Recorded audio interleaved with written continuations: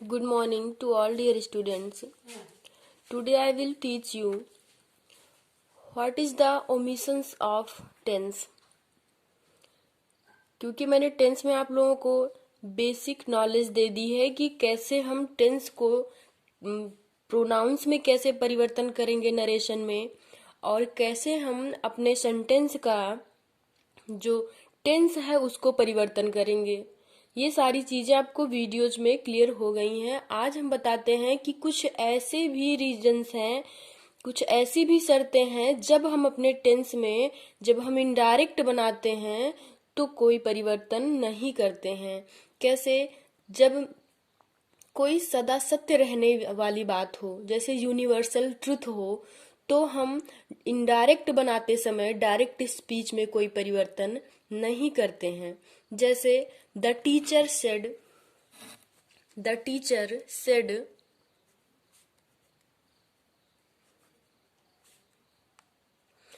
देखिए मैंने आपसे कहा था कि जब हमारा रिपोर्टिंग वर्ब पास्ट टेंस में होगा यानी सेड होगा तो रिपोर्टेड स्पीच में परिवर्तन होंगे।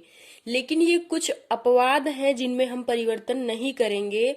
जब कोई यूनिवर्सल ट्रुथ हो यानी सदा सत्य रहने वाली बात हो, तो टीचर ने कहा the earth moves round the sun, the earth moves round the sun. ठीक, full stop, inverted comma, close. क्योंकि पृथ्वी जो हमारी है वो सूर्य के चक्कर लगाती ही है, तो ये बात सदा सत्य रहने वाली, यानी ये कभी बदलेगा नहीं। अगर ये बदल जाता है तो हमारा जो 12 घंटे के दिन और 12 घंटे की रात होती है वही बदल जाएगा, यानी ये एक यूनिवर्सल ट्रुथ है, इसलिए इसमें कोई परिवर्तन नहीं होगा। केवल क्या परिवर्तन होगा कि हम यहाँ पर कनेक्टिव वर्ड यानी इसको कॉमा और इन्वर्टेड कॉमा को हटा करके यहाँ पर हम दैट का प्रयोग करेंगे। तो क्या हो जाएगा? The teacher said that the earth moves round the sun. ठीक, और हम देख लेते हैं he said comma inverted comma the sun rises in the east, the sun rises in the east। तो ये बात भी सत्य है कि सूर्य हमारा पूरब में निकलता है, तो इसमें भी कोई परिवर्तन नहीं होगा, केवल कनेक्टिव वर्ड दैट का प्रयोग होगा। He said that the sun rises in the east हो जाएगा। और दूसरा, यानी ये तो एक हो गया कि जब सदा सत्य रहने वाली बात हो गई। दूसरा हमारा होगा कि जब किसी के आदत संबंधी यानी हैबिचुअल फैक्ट होगा, तब हम अपना इनडायरेक्ट बनाते वक्त कोई परिवर्तन नहीं करेंगे रिपोर्टेड स्पीच में। जैसे Hari said to Ravi, Hari said to Ravi comma inverted comma dogs bark at strangers,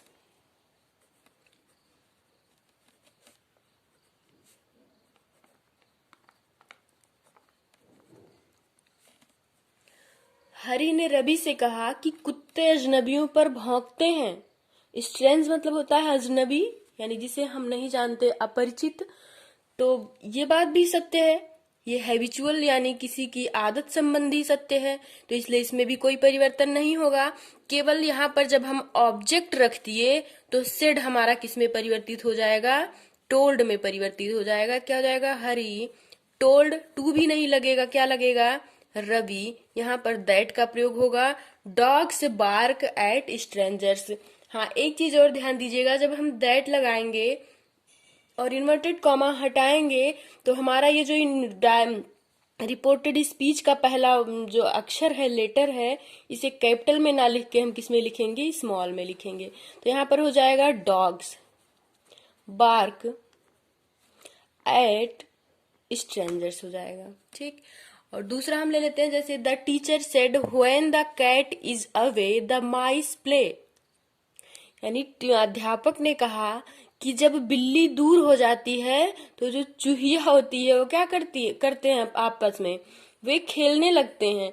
यानी जब बिल्लियों से खतरा होता है ना चूहों को, तो उन्होंने कहा, और ये बात भी सत्य है कि जब बिल्ली अगर आके बैठ जाएगी तो कमरे में चूहे दिखाई नहीं देंगे, लेकिन बिल्ली अगर वहां नहीं होगी तो फिर वो अपना नाटक शुरू कर देंगे। तो ये बात भी सत्य है, तो इसलिए यहाँ पर भी हम केवल कनेक्टिव वर्ब दैट का प्रयोग करेंगे।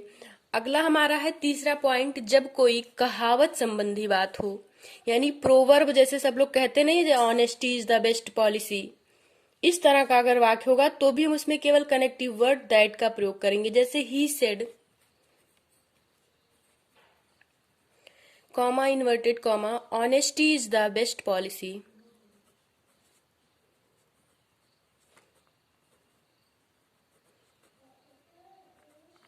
Honesty is the best policy, inverted comma close. हम यहाँ पर क्या करेंगे, ही सेड दैट,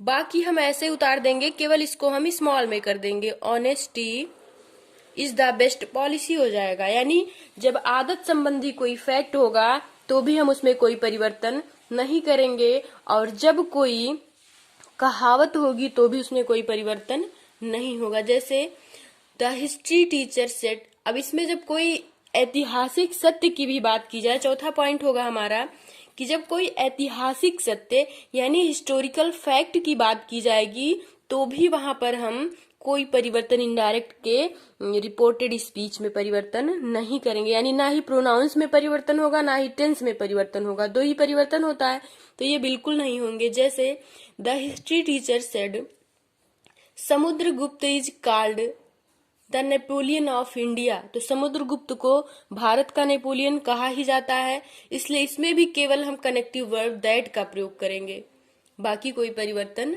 नहीं होगा।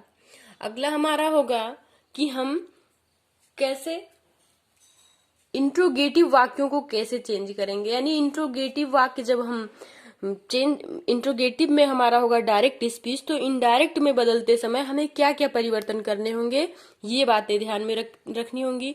तो इसका एक अलग से वीडियो होगा आप लोगों के लिए, क्योंकि ये थोड़ा सा आपका लॉन्ग हो जाएगा। ठीक है।